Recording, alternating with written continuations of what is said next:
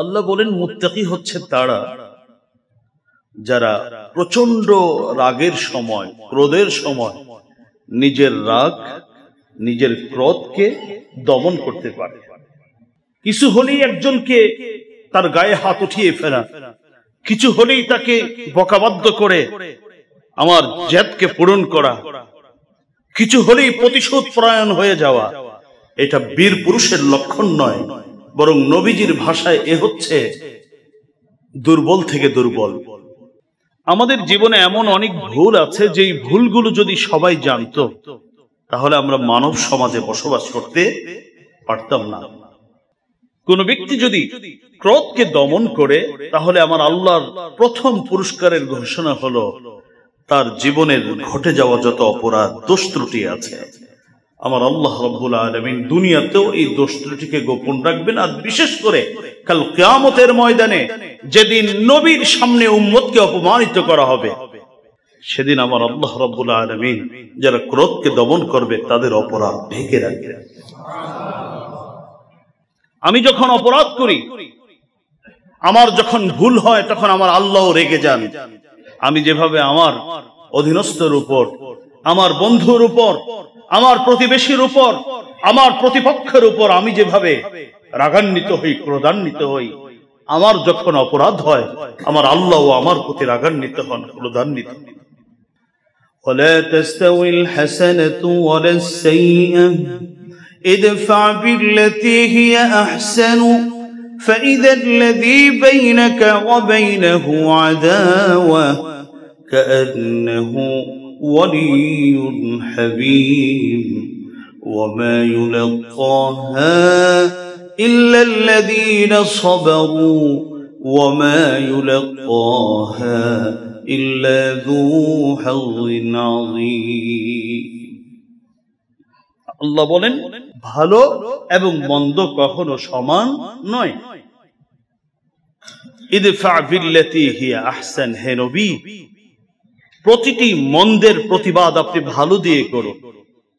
সম্মানিত মুসল্লিয়ান, ইতিমধ্যে আমি আপনাদের সম্মুখে কুরআনুল কারীম সূরাত আলে ইমরান এর 133 এবং 134 নং আয়াত তেলাওয়াত করেছি। আল্লাহ রাব্বুল আলামিন যদি তৌফিক দান করেন, তিলাওয়াতকৃত আয়াত দ্বয়কে সামনে রেখে নির্ধারিত একটি বিষয়ের উপর সামান্য কিছু কথা আমি আপনাদের খিদমতে পেশ করার চেষ্টা করব।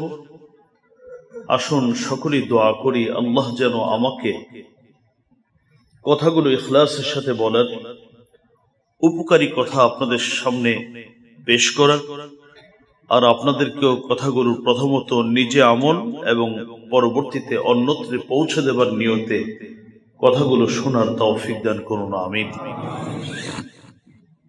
সম্মানিত হাজিরিন, আপনাদের স্মরণ থাকার কথা, আমি রমাদানুল মুবারকে একটি বিষয় নিয়ে আলোচনা শুরু করেছি। আমার আলোচ্য বিষয় ছিল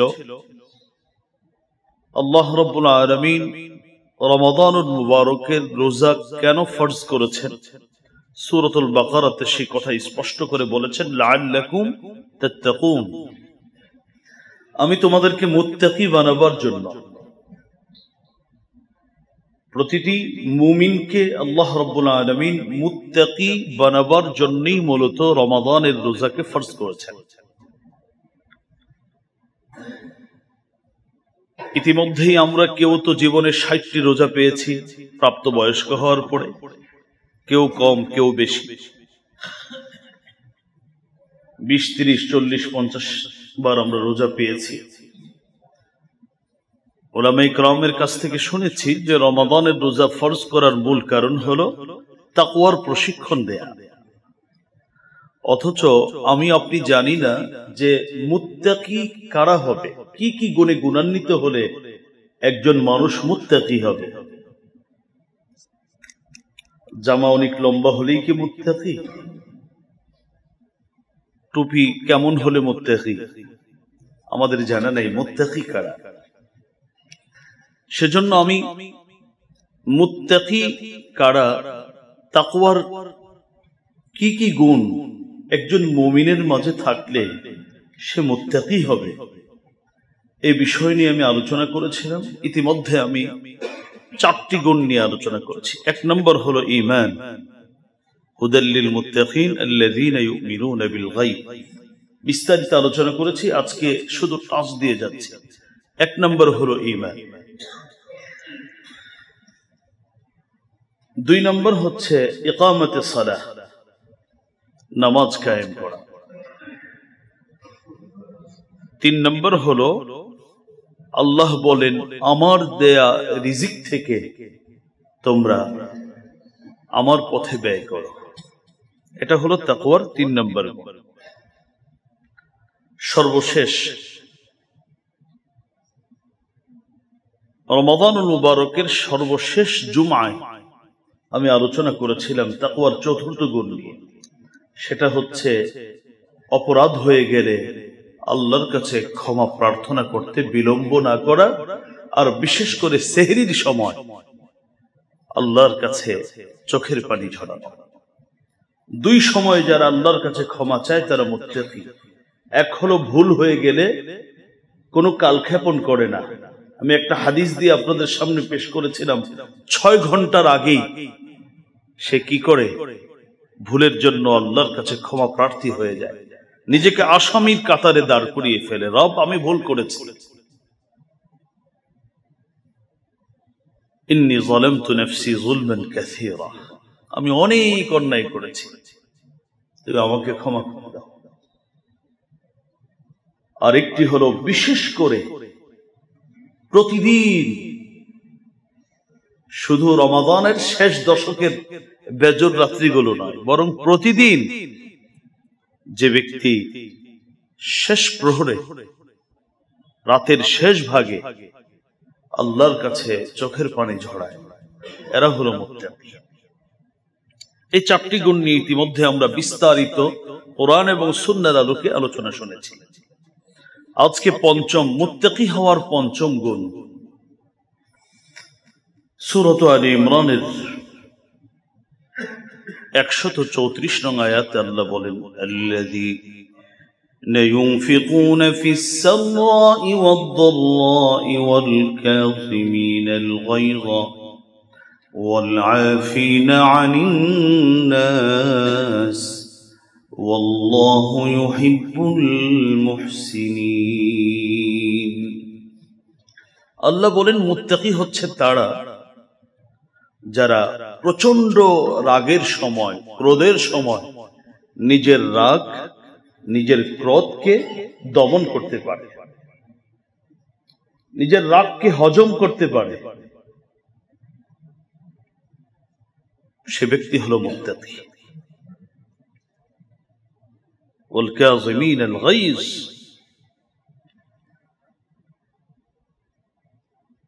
প্রতিটি মানুষকে আল্লাহ রাব্বুল আলামিন যেভাবে রাগান্বিত হবার যোগ্যতা দিয়েছেন, রাগ দমন করার যোগ্যতা আল্লাহ মানুষকে দান করেছেন। আমি আলোচনার শেষ দিকে বলবো, কিছু কিছু সময় রাগান্বিত হওয়া এটা নবীজির সুন্নাহ। কোথায় কোথায় রাগান্বিত হতে হবে একজন মুমিনকে, আর কোথায় রাগ দমন করতে হবে, এগুলো সামনে আলোচনা আসবে। এখন এতটুকু আমরা জেনে নেই যে মুত্তাকি হওয়ার একটি অন্যতম গুণ হলো নিজের ক্রোধ, নিজের রাগকে দমন করতে পারা। সূরা আলে ইমরান 134। 25 নম্বর পারার সূরা শুরা এর 37 নং আয়াতে আমার আল্লাহ রাব্বুল আলামিন মুত্তাকিনদের আর এই সম্পর্কে রব্বুল আলামিন ঘোষণা করেন আল্লাযীনা ইয়াজতানিবুনা কাবাইরাল ইসমি ওয়াল ফাওয়াহিশা ওয়া ইযা মা গাদিবু হুম ইয়াগফিরুন। আল্লাহ বলেন যারা অশ্লীল গর্হিত কাজ থেকে নিজেকে পরহেজ করে এবং যখন প্রচন্ড রেগে যায় তখন তার এই রাগকে বাস্তবায়ন করে না, বরং যার প্রতি রাগান্বিত হয়েছে তাকে ক্ষমা করে দেয়। মুত্তাকি তারা, সূরাত শুরা 37 নং আয়াত। তাহলে সূরাত আলে ইমরানের 134 নং আয়াত আল্লাহ বলে দিলেন, মুত্তাকি হচ্ছে তারা যারা প্রচন্ড রাগের সময় নিজের রাগকে নিয়ন্ত্রণ করতে পারে, দমন করতে পারে। সূরাত শুরার 37 নম্বর আয়াতে আল্লাহ মুত্তাকিনদের গুণাবলী বলতে গিয়ে বললেন, যারা অশ্লীল কাজ, অশ্লীল কথা থেকে নিজেকে বাঁচায় এবং প্রচন্ড যখন রেগে যায় তখন তার রাগকে বাস্তবায়ন করে না, বরং যার প্রতি রাগ হয়েছে তাকে ক্ষমা করে দেয়। রাগ অতিরিক্ত জিদ, প্রচন্ড ক্রোধ ব্যক্তি জীবন থেকে নিয়ে আন্তর্জাতিক জীবন পর্যন্ত কি কি ক্ষতি করতে পারে, এটা কোরআন হাদিস যদি আমাকে আপনাকে নাও বলতো তাও আমাদের বোঝা কঠিন ছিল না। একজন মানুষ তার জিদ, তার জেদ, তার ক্রোধ একটা জাতিকে ধ্বংস করে দিতে পারে। এর অহরহ প্রমাণ আমাদের ব্যক্তি জীবন, পারিবারিক জীবন থেকে নিয়ে আন্তর্জাতিক জীবনে খুঁজে পাবে। তবে আমি আপনাদেরকে হাদিস থেকে একটা ঘটনা শোনাই, জিদ কিভাবে মানুষকে ধ্বংস করে দেয়, এমন ক্ষতির দিকে নিয়ে যায় যে ক্ষতি কোনো ক্ষতিপূরণ হয় না। সহিহ মুসলিম শরীফের হাদিস, হযরতে আলকামা রাদিয়াল্লাহু তাআলা আনহু থেকে বর্ণিত। হযরতে আলকামা বলেন, আমি আমার বাবা ওয়াইল থেকে হাদিস বর্ণনা করছি। হযরতে ওয়াইল বলেন, ইন্নী লাকাঈদুন মা'আন নবী সাল্লাল্লাহু আলাইহি ওয়াসাল্লাম, আমি একদিন নবীর সাথে বসেছিলাম। ইয জাআ রাজুলুন ইয়াকুদু আখার বিনিসআতিন, ঠিক ওই মুহূর্তে এক ব্যক্তি চামড়ার একটি রশি দিয়ে আরেকজন ব্যক্তিকে টেনে হেঁচড়ে নবীজির কাছে নিয়ে আসলেন।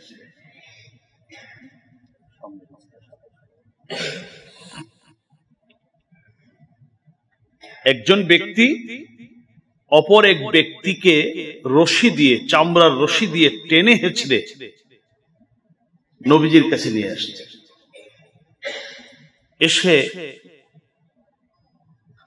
আগমনকারী ব্যক্তি নবীজিকে বলে, ইয়া রাসূলুল্লাহ,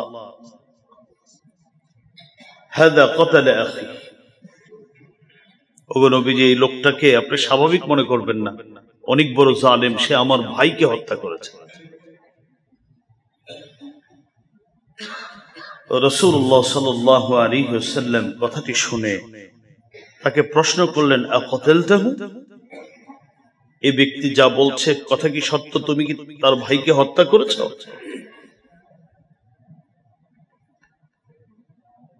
জবাব দিয়ে বললেন, নাম কাতালতুহু, আমি হত্যা করেছি। নবীজি দ্বিতীয় প্রশ্ন করলেন, কাইফা কাতালতুহু,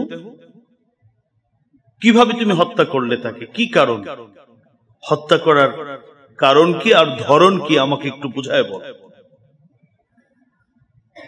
এবার সে ব্যক্তি রাসূলুল্লাহ সাল্লাল্লাহু আলাইহি ওয়াসাল্লামকে বলে, কুনতু আনা ওয়া হুয়া নাখতাবিতু মিনাশ শাজারা ফাসাব্বানি ফাআগদাবানি ফাদরাবতুহু বিলফাসি আলা করনিহি ফাকাতালতুহু।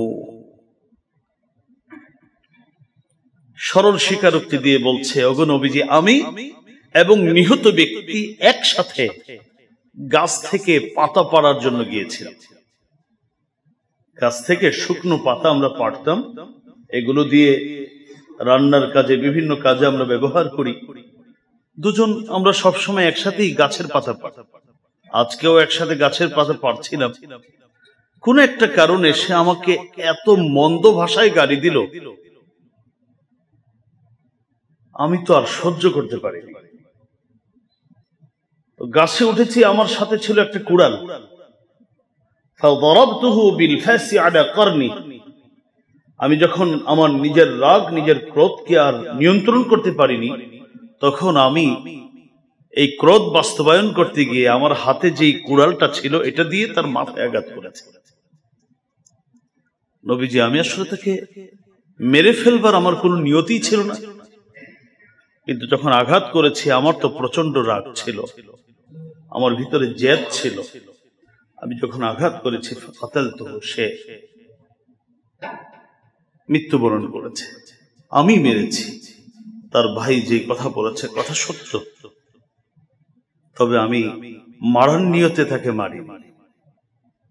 প্রচন্ড যে রেগে গিয়েছিলাম, আমার রাগ আর নিয়ন্ত্রণ করতে না পেরে এই কাজটা করেছি। সহিহ মুসলিম শরীফের হাদিস। এবার বলুন, জেদের কারণে তাকে মেরে ফেললো, এর ক্ষতিপূরণ পৃথিবীর কি দিয়ে সম্ভব?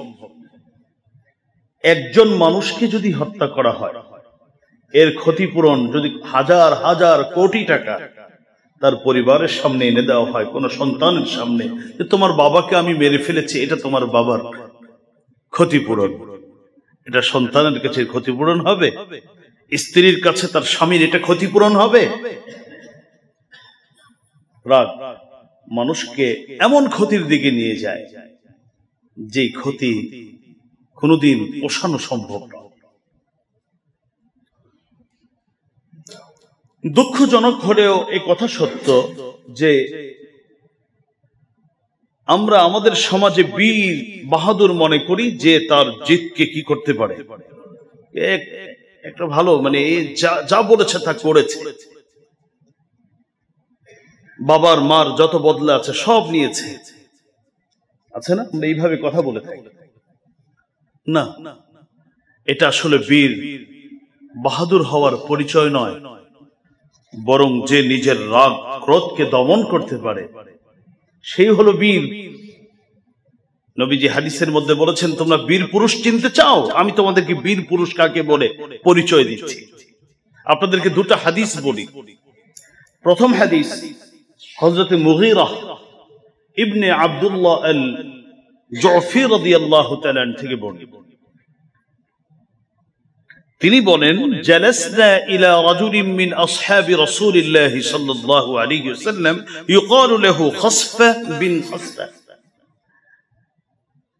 হযরত মুগীরা বলেন, আমি এবং আমরা কতিপয় সাহাবী নবীর আরেকজন সাহাবীর সাথে বসেছিলাম, অর্থাৎ আমাদের সাথে নবীর এক সাহাবী ছিলেন যার নাম ছিল খাসফা, বাবার নামও খাসফা, সন্তান এবং বাবার একই নাম। আমি দেখি খাসফা ফাজআলা ইয়ানজুরু ইলা রাজুলিন সামিম, একজন স্বাস্থ্যবান ব্যক্তি হেঁটে যাচ্ছে, তো নবীর সাহাবী খাসফা তার দিকে তাকিয়ে আছে। আমি প্রশ্ন করলাম, ফাকুলতু লাহু মা তানজুর ইলাইহি, তুমি কি দেখছো তার দিকে তাকিয়ে তাকিয়ে? হযরত খাসফা এবার জবাব দিয়ে বলছেন, ফাযাকারতু হাদীসান সামি'তুহু মিন রাসূলিল্লাহি সাল্লাল্লাহু আলাইহি ওয়াসাল্লাম।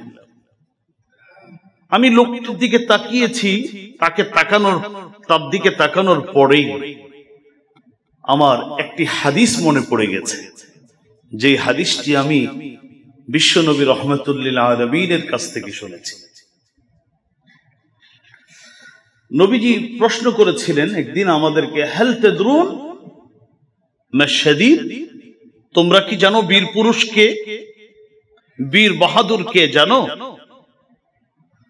নবীজি বললেন, নবীজি প্রশ্ন করলেন, তখন আমরা প্রশ্নের জবাব দিয়ে বললেন, কুলনা আর-রাজুল ইয়াসরাউ আর-রাজুল, আমরা বললাম বীর পুরুষ তো সে যার একজনকে ধরাশায়ী করে দিতে পারে, ধরেই নিচে ফেলে দিতে পারে, সে বীর পুরুষ। নবীজি আমাদের উত্তর শুনে না সূচক উত্তর দিলেন, বললেন যে না, তোমাদের উত্তর সঠিক হয়নি। বরং নবীজি এবার নিজেই বলেন, ইন্না শাদীদ كل الشديد الذي يملك نفسه عند الغضب إن الشديد كل الشديد الذي يملك نفسه عند الغضب নবীজি বললেন প্রকৃত বীর পুরুষ তো সেই যে রাগের সময় ক্রোধের সময় নিজের রাগ নিজের ক্রোধকে দমন করতে পারে সে ব্যক্তি হলো প্রকৃত বীর পুরুষ বীর বাহাদুর কিছু হলেই একজনকে তার গায়ে হাত উঠিয়ে ফেলা কিছু হলেই তাকে বকাবাদ্য করে আমার জেদকে পূরণ করা কিছু হলেই প্রতিশোধ পরায়ণ হয়ে যাওয়া এটা বীর পুরুষের লক্ষণ নয় বরং নবীজির ভাষায় এ হচ্ছে দুর্বল থেকে দুর্বল সে বীর পুরুষ হতে পারে সহিহ তারগীব এবং তারহিবের হাদিস পরের হাদিসটি হযরত আনাস রাদিয়াল্লাহু তাআলা থেকে বর্ণিত হাদিসটি আপনারা তাবরানী ইমামে তাবরানী ফি মাকারিমিল আখলাক কিতাবের মধ্যে এনেছেন হযরত আনাস থেকে বর্ণিত তিনি বলেন আন্নান নবী সাল্লাল্লাহু আলাইহি ওয়াসাল্লাম مر بقوم يصطرعون فقال ما هذا فقالوا يا رسول الله فلان الصريع لا ينتدب له أحد إلا صرعه হযরত আনাস বলেন নবীজি এমন কিছু মানুষের পাশ দিয়ে অতিক্রম করছিলেন যারা কুস্তি খেলছে কুস্তি খেলা বোঝেন তারা কুস্তি খেলছে নবীজি প্রথম কুস্তি খেলা দেখলেন দেখার পর বললেন মা হাযা এটা কোন ধরনের খেলা একটা মানুষকে এইভাবে মারতেছে ধরতেছে নিচে ফেলে আরেকজন উপরে বসে আছে আবার আনন্দ উল্লাস করতেছে এটা কোনো খেলা হবে এটা কোন ধরনের খেলা নবীর প্রশ্নের জবাব তারা না দিয়ে এক সাহাবী বলেন ফুলানুন আস-সারি ওগো নবীজি এখানে ভালো কুস্তিগীর আছে এখানে এত বড় কুস্তিগীর তার সুনাম সুখ্যাতি এত বেশি লা ইয়ানতাদিবু লাহু আহাদুন ইল্লা সারাহু তার সামনে যেই কুস্তি খেলতে আসে তিনি তাকে ধরাশয়ী করে দেয় আর একটা সুনাম আছে সুখ্যাতি আছে এই বিষয়ে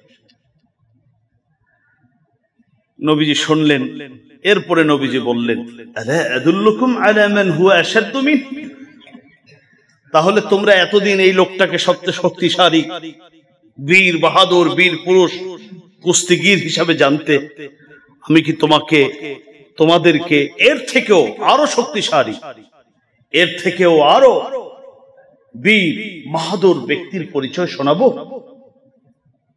সাহাবায়ে কেরাম বললেন ইয়া রাসূলুল্লাহ শোনাবেন আমরা তো শুনতে চাই এতদিনে এই একটা দেখলাম এখন যদি আরো কিছু শোনান শুনতে তো আমাদের মনে চায় আপনি শোনান এবার নবীজি বলেন রাজুলুন যালামাহু রাজুলুন ফাকাযামা গায়যাহু ফাগালাবাহু ওয়া গালাবা শাইতানাহু ওয়া গালাবা শাইতানা সাহিবি সুবহানাল্লাহ নবীজি বলেন রাজুলুন যালামাহু রাজুলুন এক ব্যক্তি তার প্রতি আরেক ব্যক্তি জুলুম করেছে আমি আপনার প্রতি জুলুম করেছি আপনি আমার প্রতি জুলুম করেছেন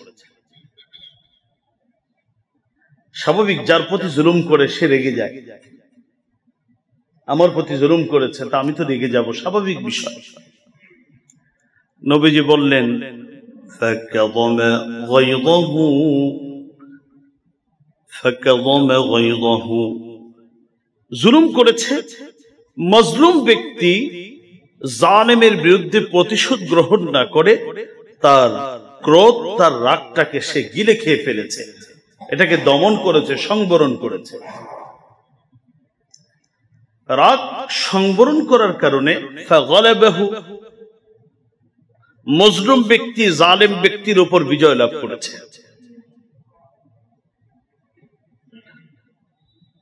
ওয়া গালাবা শাইতানাহু প্রতিটা মানুষকে একটা শয়তান আমাদের পিছনে লেগে থাকে আমি তাফসীরে বলেছিলাম প্রাপ্তবয়স্ক হওয়ার পর থেকে মৃত্যু পর্যন্ত আমাদেরকে ভুল পথে নেবার জন্য একটা শয়তান কি থাকে 24 ঘন্টা ডিউটি পালন করে, আমি আপনি ঘুমাই থাকি, শয়তান কি করে না, ঘুমায় না। ও আমার আপনাকে কিভাবে ওই পথে নেওয়া যায় ওর জন্য সারাক্ষণ ব্যতিব্যস্ত থাকে। তো নবীজি বলেন, মজলুম ব্যক্তি জালেমের কাছ থেকে প্রতিশোধ না নেওয়ার কারণে প্রথমত সে কাকে হারিয়ে দিল, জালেম ব্যক্তিকে হারিয়ে দিল। তুমি আমার পায়ে কামড় দিয়েছ, আমি তোমার পায়ে কামড় দিব না। কুকুর পায়ে কামড় দিয়েছে, তা আমি কুকুরকে কামড় দিই কেমন করে? তাহলে দুইজন সমান হয়ে গেল। তাহলে আমি প্রথমত জালেমকে হারিয়ে দিলাম। 2 নম্বর, ওয়া গালাবা শাইতানাহু, নবীজি বলেন প্রতিটা মানুষের পিছনে যে শয়তান আছে, তো মজলুম ব্যক্তির পিছনেও তো তাকে ভুল পথে নেবার জন্য একজন শয়তান নিয়োজিত আছে। শুধু জালেমকে হারালো তা নয়, বরং তার পিছনে নিয়োজিত যেই শয়তান আছে তাকেও সে হারিয়ে দিল। ওয়া গালাবা শাইতানা সাহিবিহি, এবং ওই জালেম ব্যক্তিকে এই জুলুমের কাজে যে প্রতারিত করলো সেও একটা শয়তান, ওইটাকেও কি করলো, পরাজিত করলো। শয়তানের কাজ হলো এটাকে দীর্ঘায়িত করা, এটাকে একেবারে চূড়ান্ত পর্যায়ে নিয়ে যাওয়া।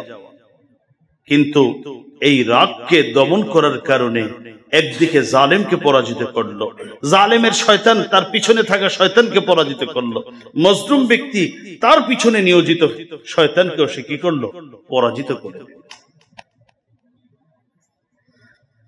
তাবরানীর হাদিস এবং ইমাম বাজ্জার তার কিতাবের মধ্যে হাদিসটি উল্লেখ করেছে। মুহতারাম হাজিরিন, রাগ যদি কেউ দমন করে তাহলে তার ইহকালীন এবং পরকালীন উপকার কি? আমি আপনাদেরকে কয়েকটা শোনাই। রাগ যদি কোনো মুমিন দমন করতে পারে, রাগকে যদি নিয়ন্ত্রণ করতে পারে, তাহলে আমার আল্লাহ তাকে দুনিয়া এবং আখিরাতে এমন কিছু পুরস্কার দিবেন যেগুলো বহু আমল দিয়ে আমি আপনি অর্জন করতে পারবো না। এর মধ্যে 1 নম্বর, প্রতিটা মানুষ কিছু ভুল করে জীবনে। আমার এমন অনেক ভুল আছে, আপনাদেরও এমন অনেক ভুল আছে, যে ভুলগুলো এর দুইটা একটার বিচার করলে কিয়ামতের ময়দানে আর পার পাওয়ার সুযোগ নেই। আমাদের জীবনে এমন অনেক ভুল আছে, যে ভুলগুলো যদি সবাই জানতো তাহলে আমরা মানব সমাজে বসবাস করতে পারতাম না। এখন যেমন বুক উঁচু করে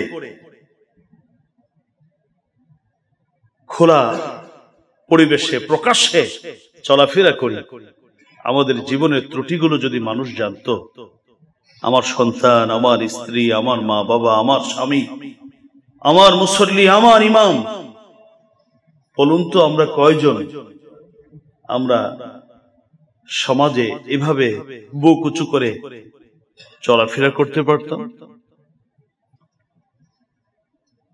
কোন ব্যক্তি যদি ক্রোধকে দমন করে, তাহলে আমার আল্লাহর প্রথম পুরস্কারের ঘোষণা হলো তার জীবনের ঘটে যাওয়া যত অপরাধ দোষ ত্রুটি আছে, আমার আল্লাহ রাব্বুল আলামিন দুনিয়াতেও এই দোষ ত্রুটিকে গোপন রাখবেন। আর বিশেষ করে কাল কিয়ামতের ময়দানে, যেদিন নবীর সামনে উম্মতকে অপমানিত করা হবে, যেদিন तमाम পৃথিবীর সকল নবী, রাসূল, ওলি, জান্নাতি মুত্তাকি মানুষদের সামনে যেদিন প্রতিটা মানুষের আসল চেহারা উন্মোচিত করা হবে, সেদিন আমার আল্লাহ রাব্বুল আলামিন যারা ক্রোধকে দমন করবে তাদের অপরাধ ঢেকে রাখবেন।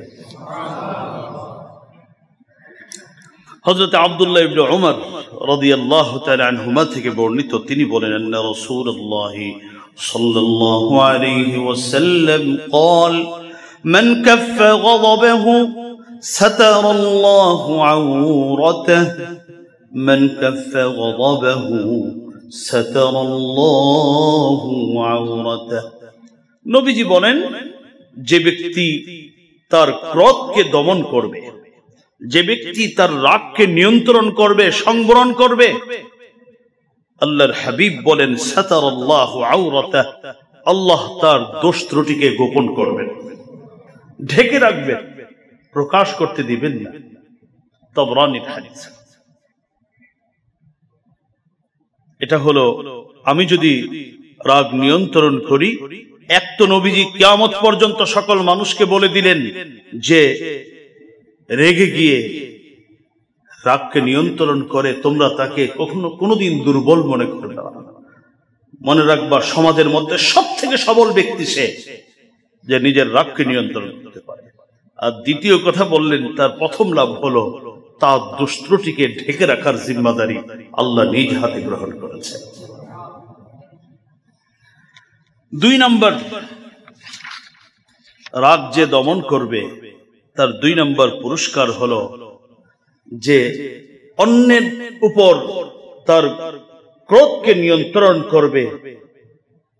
আল্লাহর ক্রোধ থেকে ওই ব্যক্তি রক্ষা পাবে, দুনিয়াতেও পাবে, আখিরাতেও পাবে। আমি যখন অপরাধ করি, আমার যখন ভুল হয়, তখন আমার আল্লাহও রেগে যান। আমি যেভাবে আমার অধীনস্থর উপর, আমার বন্ধুর উপর, আমার প্রতিবেশীর উপর, আমার প্রতিপক্ষের উপর আমি যেভাবে রাগান্বিত হই, ক্রোধান্বিত হই, আমার যখন অপরাধ হয়, আমার আল্লাহও আমার প্রতি রাগান্বিত হন, ক্রোধান্বিত হন। যে ব্যক্তি অন্যের প্রতি রাগ দমন করে নেয়, সংবরণ করে নেয়, রাগকে বাস্তবায়ন করে না, আমার আল্লাহ রাব্বুল আলামিন তার প্রতিও আমার আল্লাহর গজব, আমার আল্লাহর ক্রোধকে নিয়ন্ত্রণ করেন। আমার আল্লাহ তার ক্রোধ বাস্তবায়ন করেন। এই হাদিসটিও হযরত আব্দুল্লাহ ইবনে ওমর রাদিয়াল্লাহু তাআলা আনহুমা থেকে বর্ণিত।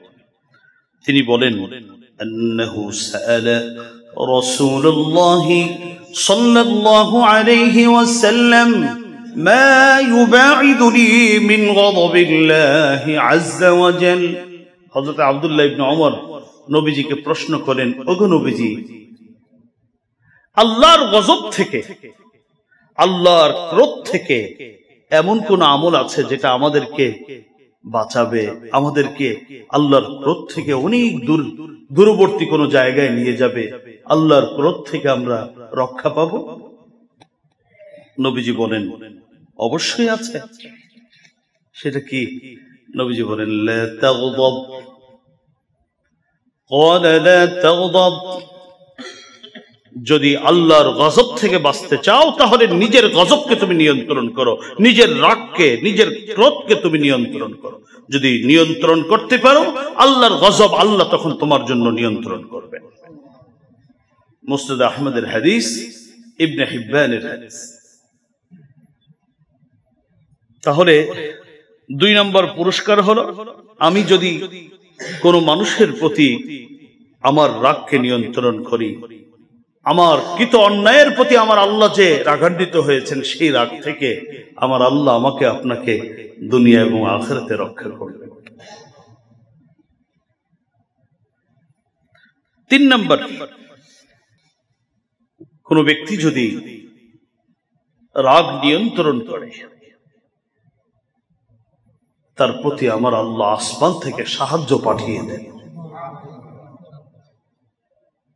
আসমান থেকে সরাসরি আল্লাহ তার সাহায্য পাঠান ওই ব্যক্তির জন্য, যে ব্যক্তি তার ক্রোধকে নিয়ন্ত্রণ করে।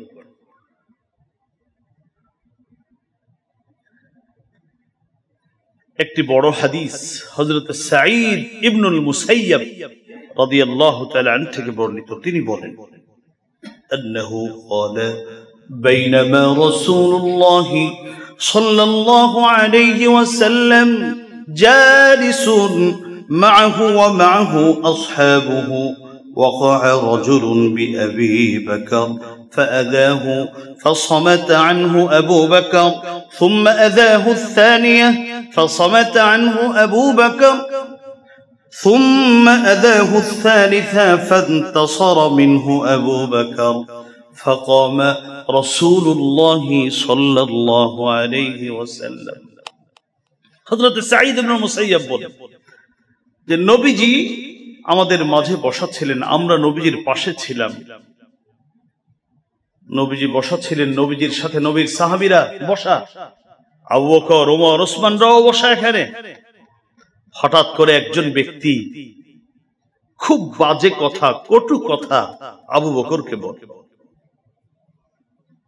যেই কথা আবু বকর কোনোভাবেই এটার উপযুক্ত নয়, এমন কোন দোষ আবু বকরের মাঝে নেই, এমন কিছু বাজে কথা, কটু কথা একজন ব্যক্তি আবু বকরকে বলল। ফাসামাতা আনহু আবু বকর, তার কথা শুনলেন উপস্থিত সবার সামনে, তার সম্মান নষ্ট করছে হযরত আবু বকর চুপ, কিচ্ছু বলে। লোকটি দ্বিতীয়বার আবার সেই কটু কথা আবু বকরকে বলছে সবার সামনে। নবীজি কিন্তু এখানে বসা। হযরত আবু বকর দ্বিতীয়বারও চুপ থাকলেন, কোনো কথা বললেন না। তৃতীয়বার ব্যক্তি আরো কিছু বাজে কথা হযরত আবু বকরকে বললেন। এবার হযরত আবু বকর এর প্রত্যুত্তর দিলেন। যখন প্রত্যুত্তর দিলেন, নবীজি কিছু বললেন না, আগেও কিছু বলেননি, পরেও কিছু বলেননি। ফাকামা রাসূলুল্লাহ সাল্লাল্লাহু আলাইহি ওয়াসাল্লাম, আল্লাহর হাবিব সাল্লাল্লাহু আলাইহি ওয়াসাল্লাম কোনো কথা না বলে দাঁড়িয়ে গেলেন, চলে যাচ্ছেন এখান থেকে। হযরত আবু বকর বুঝে গেলেন নবীজি মনে হয় মনক্ষুণ্ণ হয়েছেন। হযরত আবু বকর দেরি না করে হযরত আবু বকর প্রশ্ন করলেন, আওয়াজাতনি ইয়া রাসূলুল্লাহ, আমার কথাই কি আপনি কষ্ট পেয়েছেন? আপনি যাচ্ছেন কেন? এবার নবীজি একটা জবাব দিলেন, এই জবাবটা আমাদের বোঝা দরকার। فقال رسول الله صلى الله عليه وسلم نزل ملك من السماء يكذبه بما قال لك فلما انتصرت وقع الشيطان فلم أكن لأجلس إذ وقع الشيطان। নবীজি বলেন, যখন প্রথম দুইবার তোমাকে অন্যায় কথা বলছে আর তুমি তোমার রাগকে হজম করছিলে, তোমার ক্রোধকে দমন করছিলে, তুমি তো জানো না আমি দেখছিলাম আসমান থেকে একজন ফেরেশতা আমার আল্লাহ পাঠিয়ে দিয়েছেন তোমার পক্ষে কথা বলার জন্য। সে যা যা বলছে ফেরেশতা উত্তর দিয়ে বলছে, তুমি যা বলছো মিথ্যে বলছো, আবু বকরের উপযুক্ত নয়। তো যখন তুমি তৃতীয়বার তোমার রাগকে দমন করলে না আবু বকর, তখন রহমতের ফেরেশতা চলে গেছে আর ওখানে আসছে শয়তান। তখন আমি দেখলাম যে শয়তানের সাথে আমার বসা ঠিক হবে। লাম আকুন লিআজলিস ইয ওয়াকা আশ-শাইতান, শয়তান যখন চলে আসছে এখানে আমার বসা ঠিক না, কারণ যখন এইভাবে প্রত্যুত্তর হবে এরপরেই কি হয়, একজন যখন চুপ হয়ে যায় তখন দেখবেন অর্ধেক শেষ, সুবিধা করতে পারে না, কারণ এক হাত দিয়ে যতই তালি দেন আওয়াজ কিন্তু হবে না। পিছনতে ওইটা যদি শুধু দাঁড়ায়ও থাকে তাও আওয়াজ হওয়ার সম্ভাবনা আছে। হযরতে রাসূল করিম সাল্লাল্লাহু আলাইহি ওয়াসাল্লাম এই কথাটাই বুঝাবার চেষ্টা করলেন, আবু বকর প্রথম দুইবার তুমি জিতে গিয়েছিলে উত্তর না দিয়ে, কিন্তু তৃতীয়বার উত্তর দিয়ে তুমি হেরে গেছো, কারণ প্রথম দুইবার তোমার পক্ষে আল্লাহর রহমতের ফেরেশতা তোমার সাহায্যে এসেছিল। সে যা যা বলছিল একটি কথা এখানের মানুষ বিশ্বাস করেনি, কারণ প্রতিটি মানুষের অন্তরে ফেরেশতা এই কথা ঢুকিয়ে দিচ্ছে আবু বকরের উপযুক্ত নয়। কিন্তু ভুল করেছ তৃতীয়বার, এই জন্য আমি উঠে গেলাম। আবু দাউদ শরীফের হাদিস। তাহলে তিনটা উপকার রাগ দমন করতে পারবে। এক নাম্বার, আমার অপরাধ আল্লাহ ঢেকে রাখবেন দুনিয়া আখিরাতে। দুই নম্বর, আমি রাগ নিয়ন্ত্রণ করলে আমার আল্লাহ আমার প্রতি রাগ নিয়ন্ত্রণ করবে। আর তিন নম্বর হচ্ছে আল্লাহর সাহায্য আসমান থেকে আসবে।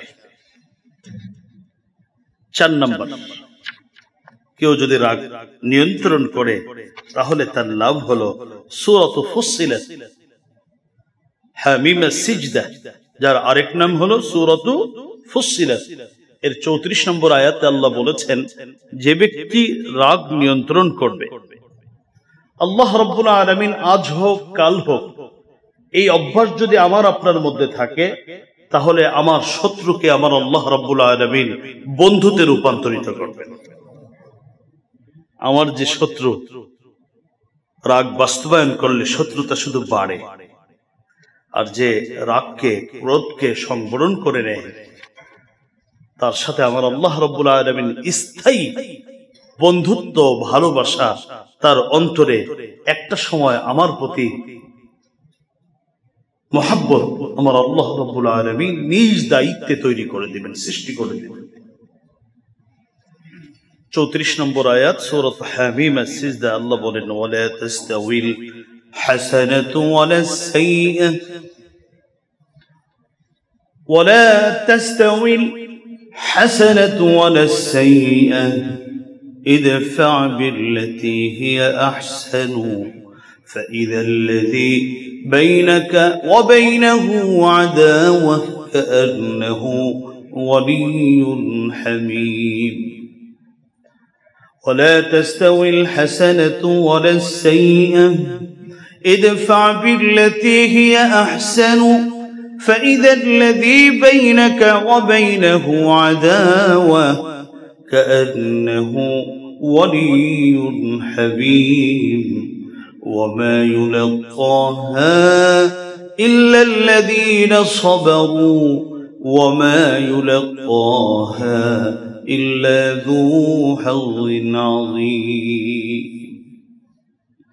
الله বলেন ولا تستوي الحسنة ولا السيئة ভালো এবং মন্দ কখনো সমান নয়। ইদফা বিল্লাতী হিয়া আহসান, হে নবী প্রতিটি মন্দের প্রতিবাদ আপনি ভালো দিয়ে করুন। আপনার প্রতি সে ক্রোধ বাস্তবায়ন করেছে, আপনি ক্রোধ দিয়ে প্রতিউত্তর দিবেন না, বরং আপনি ধৈর্যের মাধ্যমে এর প্রতিউত্তর দিন। فإذا الذي بينك وبينه عداوة كأنه ولي حميم, যখন আপনি মন্দের প্রতিবাদ ভালো দিয়ে করবেন তখন আপনার এবং তার মাঝে যে শত্রুতা ছিল আল্লাহ রাব্বুল আলামিন সেটাকে বন্ধুত্বে রূপান্তরিত করে দিবেন, অন্তরঙ্গ বন্ধুত্বে আল্লাহ রাব্বুল আলামিন এটা পরিণত করে দিবেন। সূরা হামিম আস-সিজদা 34 নম্বর আয়াত। মুহতারাম হাজিরিন, আলোচনা চলমান থাকবে ইনশাআল্লাহ একই বিষয়ের উপর, আগামী জুমাতেও আলোচনা হবে। আজকে যতটুকু আলোচনা হলো, আল্লাহ সর্বপ্রথম আমাকে আপনাদেরকে গোটা পৃথিবী উম্মতে মুসলিমাকে এর উপর আমল করার তৌফিক দান করুন, আমিন। ওয়া আখিরু দাওয়ানা আলহামদুলিল্লাহি রাব্বিল আলামিন। আসসালামু আলাইকুম ওয়া রাহমাতুল্লাহ।